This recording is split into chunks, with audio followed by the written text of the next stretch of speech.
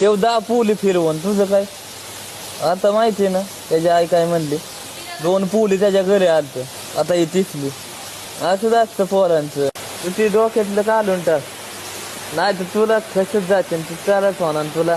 मग तू निघते असं ह्याच्यात असणं काय करू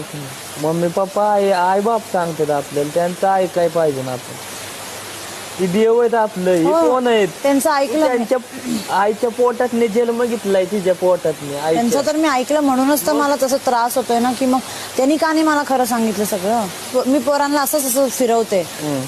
मी नाही कधी असं करत खोटं इमोशन सोबत नाही खेळत झालं का हा त्याच्या फेम झालं का नाही म्हणजे आवडायचा मला